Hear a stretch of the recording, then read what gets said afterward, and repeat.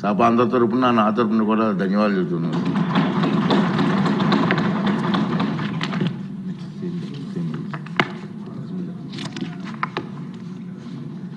ఆర్థిక శాఖ మంత్రి గారు పబ్లిక్ సర్వీసులు నియామకాలు క్రమబద్ధీకరణ మరియు సిబ్బంది తీరును వేతన స్వరూప హేతుబద్ధం చేయుట రెండవ సవరణ బిల్లు 2025 ప్రవేశపెట్టేందుకు అనుమతి కోరుతారు. ఇదే సెకండ్ బిల్. అధ్యక్ష, I move for leave to introduce the Andhra Pradesh Regulation of Appointments to Public Services and Rationalization of Staff Pattern and Pay Structure Second Amendment Bill 2025. మంత్రి గారి ప్రతిపాదన సభా సమక్షంలో ఉంది. ఇప్పుడు విషయం ఏంటంటే ఆంధ్రప్రదేశ్ పబ్లిక్ సర్వీసుల నియామకాలు క్రమబద్ధీకరణ మరియు సిబ్బంది తీరును వేతన స్వరూపంను హేతుబద్ధం చేయుట రెండవ సవరణ బిల్లు 2025 ప్రవేశపెట్టడం.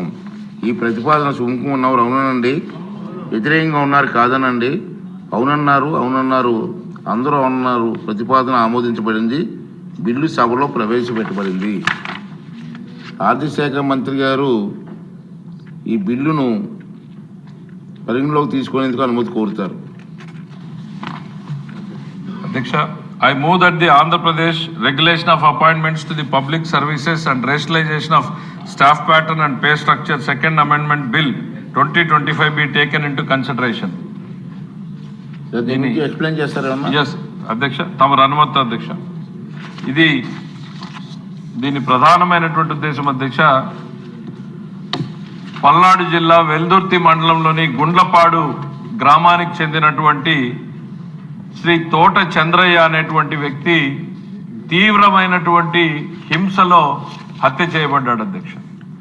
ఆనాడు జరిగినటువంటి సంఘటనల్లో అతనికి గతంలో ఎటువంటి నేర చరిత్ర లేకపోవడం, ఏ రకమైనటువంటి ఫ్యాక్షన్ నేపథ్యాలు లేనటువంటి వ్యక్తి, ఆ ప్రాంతంలో జరిగినటువంటి రాజకీయ హింస ప్రేరేపితం చేయబడినటువంటి రాజకీయ హింసలో ఆయన బలి కావడం అనేటువంటిది ఈ రాష్ట్రంలో ఒక తీవ్రమైనటువంటి అనిశ్చిత పరిస్థితిని, ఆందోళనకరమైనటువంటి వాతావరణాన్ని కల్పించింది అధ్యక్ష.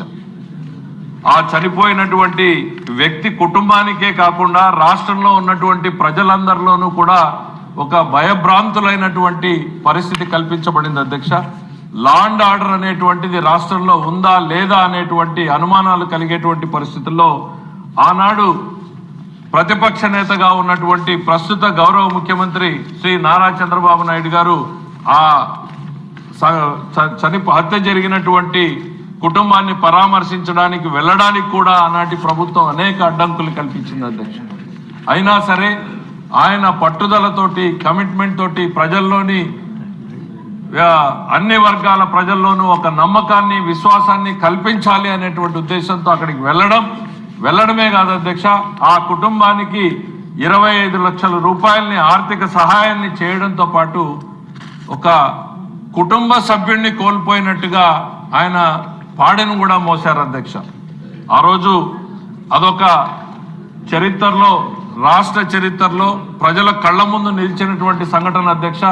రాష్ట్రానికి 2 సార్లు ముఖ్యమంత్రి చేసినటువంటి వ్యక్తి, ఒక సామాన్యమైనటువంటి కుటుంబంలోని వ్యక్తి ఈ రాజకీయ ప్రేరేపిత హింసలో హత్య గావించబడితే ఆయన తన కుటుంబ సభ్యుడిని కోల్పోయినట్టుగా అక్కడికి వెళ్ళడంతో పాటు కుటుంబానికి ఆర్థికంగా సహాయాన్ని చేయడం, దాంతో పాటు ఆ కుటుంబానికి ఆ రోజు ఒక మాట చెప్పారు అధ్యక్ష, భవిష్యత్తులో ప్రభుత్వం వస్తే మీ కుటుంబానికి మేము ఆదుకుంటామనేటువంటి చెప్పడం జరిగింది అధ్యక్ష.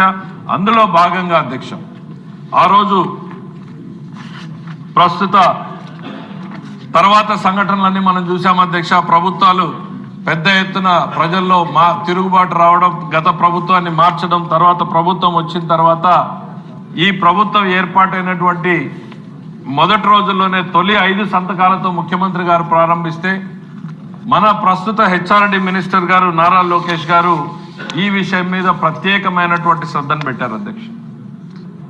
అనేక సార్లు అటు క్యాబినెట్లోనూ వివిధ వేదికల్లోనూ ఆయన తోట చంద్రయ్య గారి కుటుంబాన్ని మనం కాపాడాలి, ఒక నమ్మకాన్ని, విశ్వాసాన్ని రాష్ట్ర ప్రజల్లో మనం కల్పించాలి, వారి కుమారుడికి మనం ఉద్యోగాన్ని ఇవ్వాలి అనేటువంటిది పట్టుబట్టి దాన్ని కంటిన్యూస్ గా ఫాలో అప్ చేసినటువంటి ఘనత ఈరోజు నారా లోకేష్ గారికి దక్కుతుందనేటువంటిది ఈ వేదిక ద్వారా నేను చెప్పదలుచుకున్నాను అధ్యక్షుడు.